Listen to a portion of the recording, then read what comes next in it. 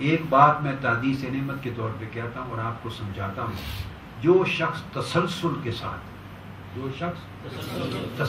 کے ساتھ خطابات سنتا رہے،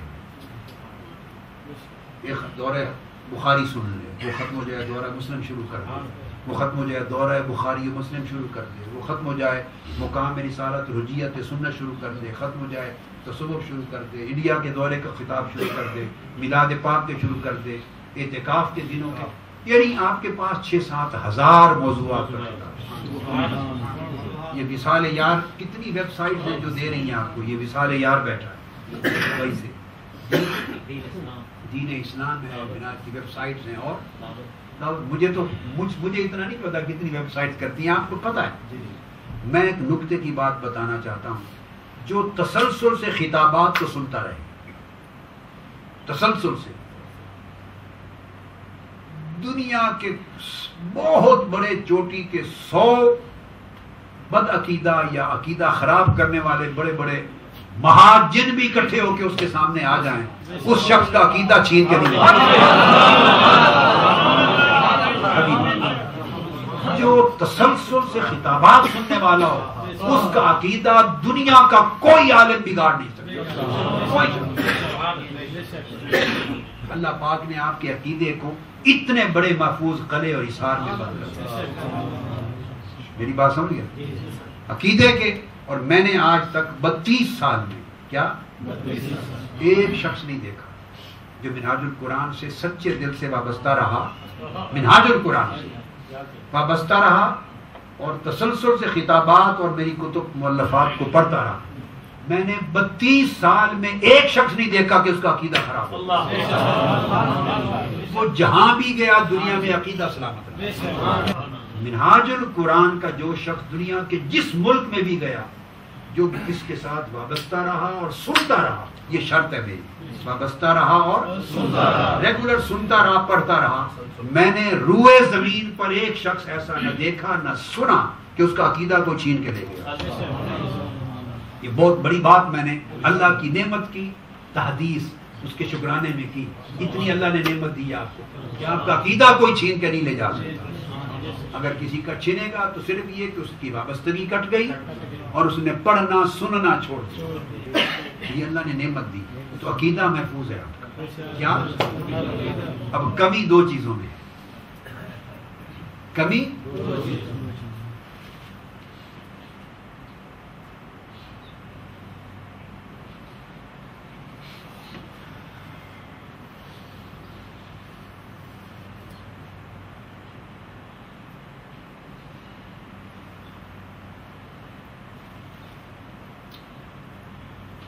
میں نہیں چاہتا کہ میری موت اس حال میں آئے کہ وہ جو 2 شعبوں میں کمی ہے وہ آپ کی کمی رہ جائے۔ میں چاہتا ہوں میرے جیتے جیتے اس کو بھی درست کریں، جیسے عقیدے سنور گئے وہ 2 شعبے جو ہیں وہ بھی درست کریں، اور وہ کیا؟ ایک عبادات عمل میں اور ایک اخلاق، 2 چیزیں درست کریں، پھر میں سرخ روح ہو جاؤں گا، پھر میں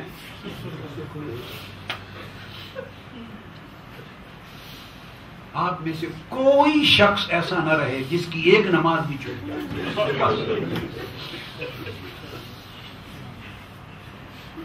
اگر اس کی نماز جیسا فرض بھی چھوٹ جائے تو اس نے میرے ساتھ کیا یاری لگائی، بتائیں کیا تعلق بنایا؟ منہاج القرآن کو اس نے منہاج القرآن سے کیا لیا؟ یہ میرا یہ پیغام اب سارے رفقا کو پہنچانا ہے، ایک نماز بھی نہ چھوٹے، موت آ جائے مگر نماز نہ چھوٹے۔ یہ تو بڑی مشکل بات کہی ہے۔ بستر پہ نہیں جانا، رات اس وقت تک اپنے لیے حرام کر لیں جب تک پورے دن کی 5 نمازوں کا حساب مولا کے ساتھ پورا ہو۔ تو کیا اس پر عمل ہوگا؟ اسی طرح پھر روزہ ہے، روزے کا تو کرتے ہیں بہت سے لوگ کرتے ہیں، نماز ہے، روزہ ہے، اس طرح عوامر ہیں، حج ہے، زکوٰۃ ہے، صدقات ہیں، عوامر ہیں، احکام ہیں، حلال اور حرام کا فرق ہے۔ جس کا تعلق منہاج القرآن سے ہو اور اس کی زندگی کے کسی گوشے میں حرام داخل ہو جائے، یہ بے وفائی ہے۔ یہ بے وفائی. ایک اعمال اچھے کریں کیا، اور آپ کے اعمال میں صالحیت آ جائے، تقوی آ جائے، اللہ کی محبت آ جائے، کیا، اور تقوی آ جائے، اور حضور علیہ السلام کی سنت طیبہ اور سیرت مبارکہ وہ آپ کا اوڑھنا بچھونا. ایک یہ تبدیلی لے آئے، ایک یہ تبدیلی لائے زندگی میں. اب یہ اس کے اوپر عزم کریں گے کہ نہیں؟ یہ پیغام ہر ایک کو پہنچا، ہر ایک.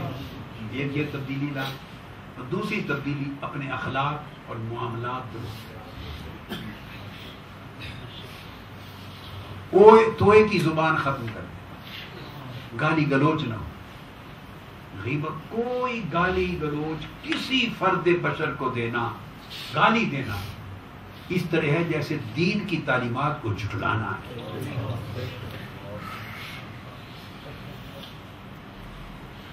ہمارے یہاں پاکستانی سوسائٹی میں آدھی زبان بھی گالیوں سے شروع ہے. اس کو ختم کر دیں. منہاج القرآن سے تعلق کا معنی سمجھیں. منہاج القرآن سے تعلق کا معنی صرف منہاج القرآن اور اس تحریک اور مشن سے تعلق نہیں ہے، اس کے وسیلے سے آقا کے ساتھ تعلق ہے، آقا علیہ السلام سے غلامی کا تعلق ہے، حضور کی بارگاہ میں نوکری کا تعلق ہے.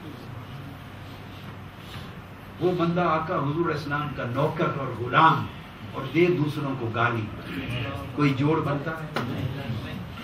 وہ حضور کا غلام اور دوسروں سے لڑائی جھگڑا کرے، اور حضور سمجھاتے ہیں، آقا علیہ السلام سمجھاتے ہیں کہ جو جھگڑا بھی کرے معاف کر دو. ہم الٹا جھگڑا کریں تو پھر حضور کی غلامی بنتی. والکاظمین الغیظ، کسی کی غلط بات پر بھی غصہ آ جائے تو غصہ پی جائے. والعافین عن الناس، اور کوئی زیادتی بھی کرے تو اس کو معاف کر. واللہ یحب المحسنین، اور اللہ احسان کرنے والوں کو محبوب ہے. تو لوگوں سے بھلائی کرے، دشمن سے بھی بھلائی کرے. تو آپ کی پہلی بات آپ کی زبان.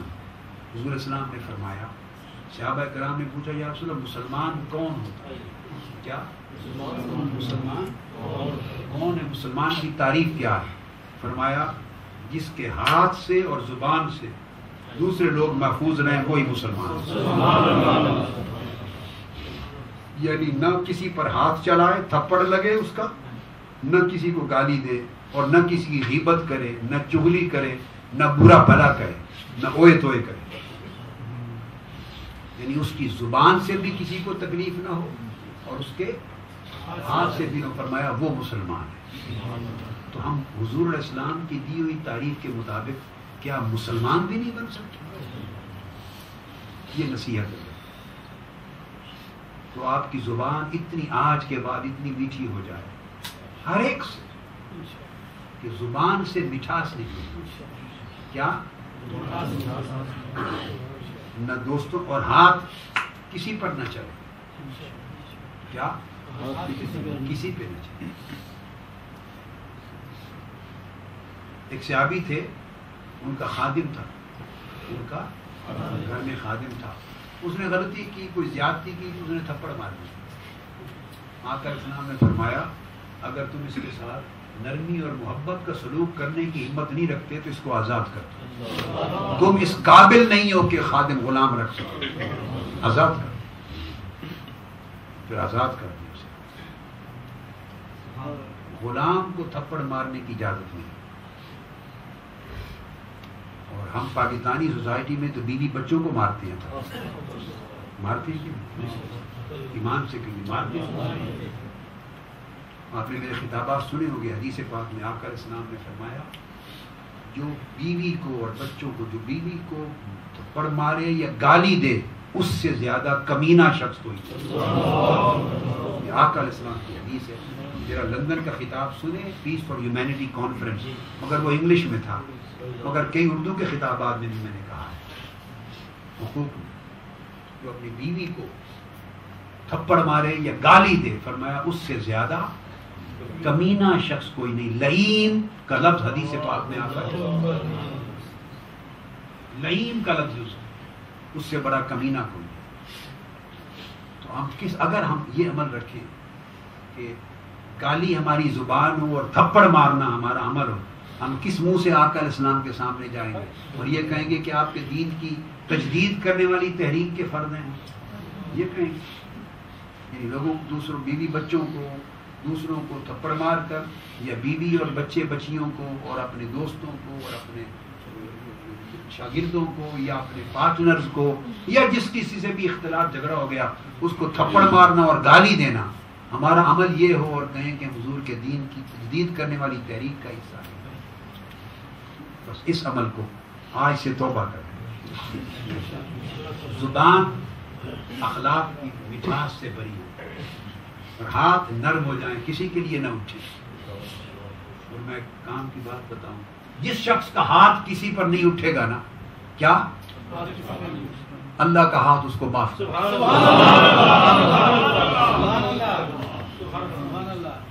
بخاری شریف میں حدیث آتی ہے، بخاری شریف میں، اور جب آپ اس عمل کو اپنا لیں گے تو تنظیموں میں بیٹھتے جھگڑے کرتے ہیں نا آپس میں، فلاں نے یہ کیا ایسے کرنا، جھگڑے ختم ہو جائیں گے.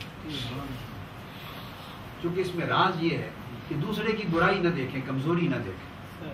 میں یہ تعلیم دیتا ہوں، میری اس نصیحت کو پلے باندھ لیں. نابینا بن جائیں، بولیے، بہرا بن جائیں، گونگا بن جائیں. کیا بن جائیں؟ نابینا، بہرا، گونگا. کس طرح؟ ایسے نابینا بنے کہ دوسرے کی برائی دکھائی نہ دے. ایسا نابینا بنے کہ دوسرے کی برائی دکھائی نہ دے. اور ایسا بہرا بنے کہ دوسرے کی بری بات کہی ہوئی سنائی نہ دے. دوسرا بری بات کہے تو سنائی. اور ایسا گونگا بنے کہ آپ کی زبان سے کسی کی برائی بیان نہ ہو. برائی کسی کی بیان نہ ہو، زبان بند ہو جائے. اور کوئی برائی آپ کی کرے تو آپ کے کان سنے نہیں، اور اگر کسی میں برائی ہے تو آپ کی آنکھیں دیکھیں. جس شخص نے یہ تین چیزیں اپنا لی، کیا وہ آدھا ولی اللہ ہو گیا. آدھا ولی. ولایت میں آپ کو راز کی بات بتاؤں، بہت زیادہ نفل پڑھنے اور تسبیح ذکر اذکار کرنے کا نام ولایت نہیں ہے. ولایت کی بنیاد، فاؤنڈیشن حسن اخلاق. جتنے اکابر اولیاء صوفیاء ہو گزرے، ان کی کتابیں جو ولایت پر، تصوف پر، معرفت پر لکھی ہیں، جو کتاب بھی اٹھا لیں آپ کو یہ ہر ایک ولی اللہ کا قول ملے گا کہ ولایت اور تصوف سارا حسن اخلاق ہے. حضور غوث العظم کی کتابوں میں یہی لکھا ہے، حضور داتا گنج بخش علی حجویری کی کتاب میں یہی ہے، حضرت شیخ شہاب الدین سہروردی کی کتابوں میں یہی، امام غزالی کی کتابوں میں یہی، ابو عبد الرحمن سولمی کی کتابوں میں یہی، خواجہ نظام الدین اولیاء کی کتابوں میں یہی، حضور خواجہ اجمیر کے بیان میں یہی، حضرت شاہ نقشبند کے بیان میں. جتنے اولیاء اوپر تک آپ چلے جائیں، حضرت سری سقطی، معروف کرخی، جنید بغدادی، باجدید بستامی، امام حسن بصری، اوپر جہاں چلے جائیں ان کے اقوال کتب بڑی پڑھی ہیں. میں تو خلاصہ سمجھا رہا ہوں آپ کو. جس سے پوچھے تصوف کیا ہے، فرماتے ہیں حسن خلق. اولیاء صوفیاء کیسے بنے؟ کہتے ہیں حسن خلق سے. حتیٰ کہ آقا علیہ السلام نے فرمایا حدیث پاک میں کہ ابو بکر صدیق اور عمر، اور فرمایا ابدال اور اولیاء جنت میں جو اونچے اونچے مقام پائیں گے، حتیٰ کہ فرمایا ابو بکر عمر نے بھی جو اونچا مقام پایا وہ کثرت سے نفل اور نماز پڑھنے، کثرت سے نماز روزے کی کثرت سے وہ مقام نہیں پایا. فرمایا وہ اخلاق اور حسن خلق اور اندر کی صفائی سے ہم نے اخلاق چھوڑ. آج اس بات کا عہد کرے کہ تین چیزوں میں آپ میں کمی نہ رہے، جتنی اللہ توفیق دے. بیسک عہد کر لیں تو باقی آپ اس نئی زندگی کا آغاز کریں کہ اللہ کی عبادت اور اس کے احکام کی تابع داری میں غفلت نہ ہو. ہاتھ اٹھائیں.